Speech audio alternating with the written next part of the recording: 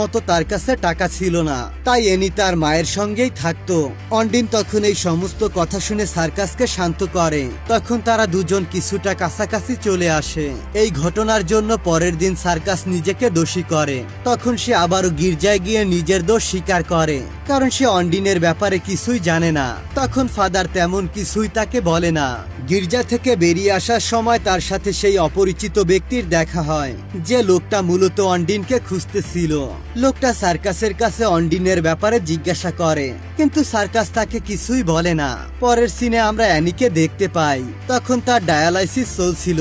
তখন সে বলে, আমি খুব খারাপ একটা দুঃস্বপ্ন দেখেছি, আমার মনে হয় আমি বেশি দিন বাঁচবো না। কিন্তু তার বাবা বলে, তোমার কিছুই হবে না। ডায়ালাইসিসের পরে সার্কাস অ্যানিকে তার মায়ের কাছে নিয়ে যায়, কিন্তু তখন তার মা বাড়িতে ছিল না, তাই সার্কাস তাকে খুঁজতে শহরে যায়। অপরদিকে সেই অপরিচিত লোকটি অন্ডিনকে খুঁজতে সার্কাসের বাড়িতে যায়, কিন্তু অন্ডিন সেই সময় লোকটিকে দেখতে পায় আর তাড়াতাড়ি সে লুকিয়ে পড়ে। সার্কাস তার প্রাক্তন স্ত্রীকে খুঁজে পায় আর তার কাছে বাড়ির চাবি চায়, কিন্তু সে তাকে চাবিটি দিতে রাজি হয় না আর অ্যানিকে সে ওখানেই রেখে যেতে বলে। তখন সার্কাসের ইচ্ছে না থাকা সত্ত্বেও ওখানে তাকে রেখে আসতে হয়।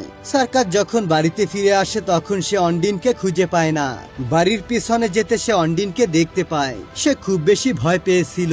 তখন সার্কাস তাকে জিজ্ঞাসা করে, তুমি এখানে কেন লুকিয়ে আছো? সার্কাস তাকে সেই লোকটির ব্যাপারে বলে। অন্ডিন তখন বলে, সে আমার স্বামী, তার থেকে আমি একদমই দূরে থাকতে চাই। সার্কাস বলে, তুমি চাইলে তাকে ডিভোর্স দিতে পারো। অন্ডিন তখন বলে, তোমার মেয়ে খুব তাড়াতাড়ি সুস্থ হয়ে যাবে।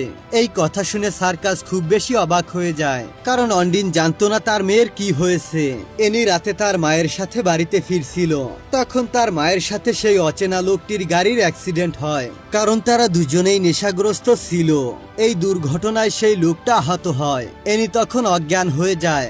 ডাক্তার সার্কাসকে বলে, এনির মায়ের বয়ফ্রেন্ড যে দুর্ঘটনায় মারা গিয়েছে সে মূলত এনির কিডনির ডোনার ছিল এবং তার কিডনির সাথে এনির কিডনি মিলে গিয়েছে।